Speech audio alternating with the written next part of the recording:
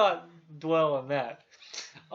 So I guess let's go through. I guess have we kind of caught up everything on Spider-Man 1? You want to go to? Yeah, I think we've covered Spider-Man pretty well. So what would you give Spider-Man 1? Oh man. I feel like it was what it was. I think you have to look at it two ways. I think it sort of set up the standard for Spider-Man. Right. And I think it's kind of like the first Batman movie. You know, it was it's kind of the first Batman movie I felt like was a risk for the studio.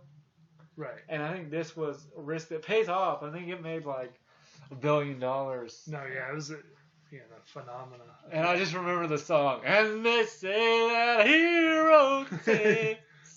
Right. Because I had the CD. Oh, the soundtrack. The soundtrack. Oh gosh.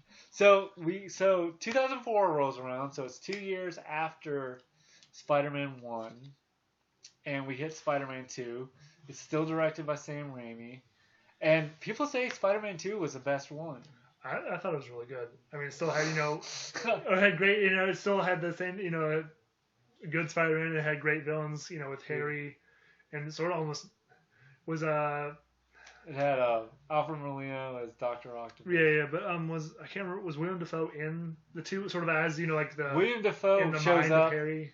William Dafoe shows up at the end of Spider-Man 2, where because remember in Spider-Man 2, let's kind of just before we go, so Spider-Man 2, Peter's in college now. Right. He's struggling. He's kind of like, he's the lovable, poor bastard, as they call it, where everything is not going for him well, but you feel like, oh gosh, if he just keeps trying. I think it was like struggling like the school with school work and Spider-Man. Right, yeah. So he's kind of like trying to balance three. And then his relationship with MJ too. I think wasn't that his relationship with MJ? Yeah, it's more in the third one. Oh, yeah, in the second one, it's more of like MJ sort of still wants. I think she's still not ready for a relationship with him. Okay. Because remember at the end of Spider-Man 1, he says, remember at the graveyard of Norman, she says, when I was sitting up on the rooftop, thinking I'm about to die, all I was thinking about was my best friend, Peter.